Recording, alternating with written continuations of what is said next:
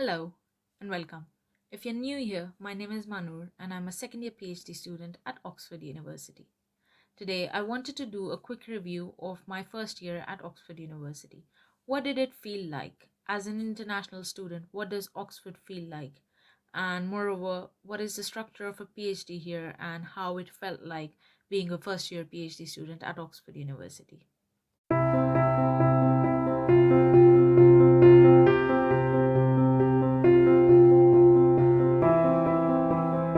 So, I started my PhD at Oxford back in October 2019. It was really good world back then. Everything was great and no one could predict what was about to happen. But just to start, the beginning of my PhD was really good. I found my lab group to be really nice. They became good friends. We all get along very well, which is something that I feel really blessed for. My supervisor has been really supportive throughout, and it's all been good. So, back in October, when I started my PhD, Oxford has this tradition of having a freshers' fair. You get to experience a lot of stuff. You can go punting with your friends, be a part of different clubs and societies, and have a lot of fun. You just get some time to settle in. And since a PhD degree in the UK does not include any kind of coursework, you are straight away going into the lab and then you decide along with your supervisor and whatever lab culture you have how you will take your project and what schedule will you have. So I feel that I found a really good lab, thankfully, and we have a really good work life balance. We do work hard and then we also take breaks, and everything was going great. As an international student who had traveled out of their home country for the very first time, the first 2 months, it just took me time to settle in, to learn stuff about a new country, a new place, and a new university. It took me some time to settle down, to make friends. Some of the things that I really enjoyed about the Freshers' Fair and the beginning of my PhD were my matriculation ceremony, which is really grand. Oxford has this tradition where all the new students get registered at the university in a grand ceremony, which is called the matriculation. We all dress up in our sub fusc and then go to the Sheldonian Theatre to have the matriculation ceremony. So that felt really good. Some of the other things that I enjoyed were outings with my lab mates, and I also really enjoyed going out with the boat club for a rowing outing, but that was only possible twice. I haven't done it since. I'm hoping to become a part of the boat club at some point, but we'll see how it goes. Apart from the social aspect, the PhD aspect was quite good, and it was a learning experience in the beginning because first I had to get to terms with how the lab operates, how we do different stuff in the new lab that I was in now, and also because my lab experience before starting a PhD was sort of limited. So I had to learn a lot of new things and sort out my project, think of the things I will be doing, the kind of project I will be doing, the proteins I will be working with, and like kind of generally having a thought about what I will be doing. It all went well. I was going slow and steady, and in December we had the Christmas break. So when we returned from the Christmas break in January, we was still doing quite well in the UK. Everything was good. Now this was the beginning of 2020. We didn't know what was going to hit us soon. So we got back into the work mode. I learned some new things. My project started going somewhere, and I was trying to learn a few new things, was having trouble with a few experiments, and that is just how science works. Some of your experiments fail, you have to keep trying, and I was just in the middle of trying something which was failing a lot of times. Some of my work was obviously giving results, some wasn't, and in the middle of learning the ropes of a PhD, learning a few experiments, the pandemic hit and we all went into a lockdown. And then my PhD experience sort of came to a standstill. I mean, my PhD did not stop, it kept going. We still had lab meetings and everything, but the experience of working in a lab was taken away for most of my first year. So technically, I only worked in the lab for about 3 or 4 months before the labs shut down. And these 3 or 4 months were where I basically learned new things and was just starting along with my project. So for 5 months, then we were only having online meetings, reading up on stuff, and just waiting for the labs to open. So most of my first year was then gone. I did have to do a transfer exam at the end of my first year, which is basically for the first year of your PhD at Oxford, you are on probation. That is, you are a probationary research student. You become a PhD or a DPhil student, as we call it in Oxford, after you pass your transfer exam. So I had to then prepare for my transfer exam. We got back into the lab in August and I started preparing for that, which basically means you give a report of what you have done so far, share some of the basic results, and plan for the next 3 years. You have to give them a rough plan and a Gantt chart about what you will be doing in the next 3 years. And there are two examiners who then judge whether you are going all right, whether you have the necessary support, whether your project is feasible, and will you submit your thesis in time. So that is the kind of judgment they do. So from August to November, I worked on that, trying to create a report and also progressing along with my PhD. Had all the support that I needed from my lab, my supervisor, and from my college, which felt great. And thankfully, I passed my Viva for transfer exam in the first attempt, which felt great.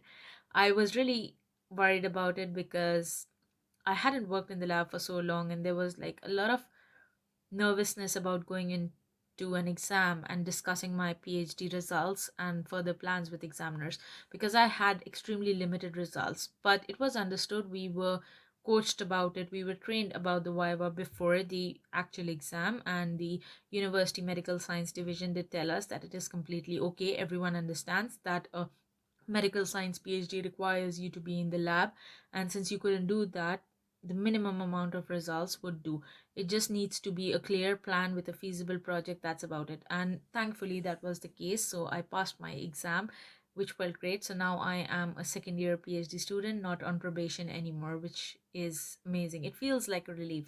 But of course, with PhD, you have to keep progressing, and one milestone is just not enough. There's a long way to go. So, all in all, I felt that if not for the support from my colleagues and my supervisor, also my college, it would have been more difficult. So, no one could have predicted these difficulties that came by. I mean, who knew 2020 would be such a terrible year? But it had to happen, and thankfully, by the end of the year, I at least passed my first year Viva, which was a good thing, a kind of a ray of sunshine at the end of a really dark year. So, Oxford, I think, has been the most amazing place I've ever been to, not just because it's Oxford. I feel like the kind of support, the kind of encouragement I found here is beyond anything I imagined. And yes, it does feel a bit daunting. It does feel overwhelming to be studying at such a great institute. And I don't want to overly glorify it, but I feel the support systems and the importance they give to student support is extremely important, and it goes to show that a university that cares about its students and their education is definitely going to be one of the best institutes. So all in all, it was a really good experience, and I'm really looking forward to the next few years that I'm here. I am, of course, sad that I couldn't get to live all the social experiences in the first year, but that's okay. I still have a few more years to go, and I hope they go well. We could go back to a normal life soon. But coming back to the point of how Oxford has been and what is my take on Oxford, I think Oxford is a great institute, especially for a PhD degree. If we look at it from the point of a PhD in a medical science or health science division, I wouldn't know about other subjects because I haven't explored them. But from the point of studying biology or sciences, you need the lab experience. You do need state of the art labs to perform good experiments. You do need good and experienced supervisors, and Oxford can provide that. So I feel like everything that I ever wondered, like I wanted to work in cancer biology, I wanted to work with viruses, and I have been able to do that because we have a lab that is well equipped to deal with those kind of things. And just the fact that Oxford has the resources, the expertise, and the ease of collaborating with places where you might have to go to do certain tasks, I think has been amazing. For a research project, you do need all these kinds of support. I mean, apart from the emotional support and having a good peer support group, you also do need good labs, good supervision, and some sort of expertise from which you could learn. So having all that, I think, has been the highlight of my PhD so far. Even with all the setbacks, even with all the shutdowns and lockdowns, I have learned something, and I'm hoping to learn a lot more. Of course, the process of learning never stops, and there's always a few new techniques that come up. Science advances so quickly these days. There's just a lot going on. But being in the middle of a place which is ranked high in terms of its research, which is, I mean, in the middle of making vaccines, making a lot of progress, and being in the news for having Nobel laureates, it just feels great. And I feel like more than having all the experience and collaboration, also having a lab which is known for the type of project you're trying to do. So wherever you choose to do your PhD, I feel if that lab is well known for doing that, is like headed by someone who is an expert in that field, is the best decision you could make. A PhD should always be something that is associated with the expertise of the supervisor, because if you can get good guidance, if you can get good lab experience, good experience with your research, it is important. And you will learn new things, new techniques, you will get the chance to collaborate, meet new people, have an amazing experience during your PhD, which I think is really, really important. I feel this is the last professional degree that one does, and it is highly competitive. There are a lot of ups and downs that comes with doing a PhD. There are a lot of days where you feel really low for not having good results, for not knowing what direction you're going into. That just happens. But having support, the availability of resources, and the presence of a good supervisor who is happy to guide, support.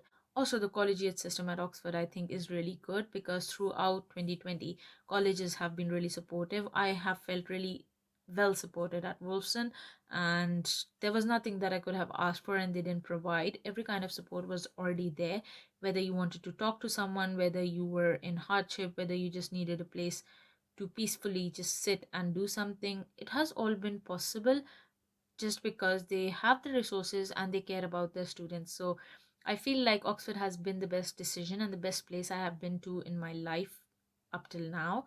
And they are quite considerate. Of course, there's a long way to go. There's always chance of improvement everywhere, in and everything around the world. So Oxford, I hope, gets better and better with time. But I have found it to be the greatest institute I have ever been associated with, because I come from an underdeveloped country, and just being at a rich institute, at an institute that is prestigious, that is well known for its education, for its research, has been an amazing experience. So I have now completed my first year, have been promoted to the second year after passing my Viva, and I'm hoping to learn a lot more and hopefully have more of a social life and work life balance once the lockdowns are lifted. So hopefully everything will be good going forward. We are really looking forward to better days starting in April, and I hope my PhD journey continues to become better and I learn a lot more.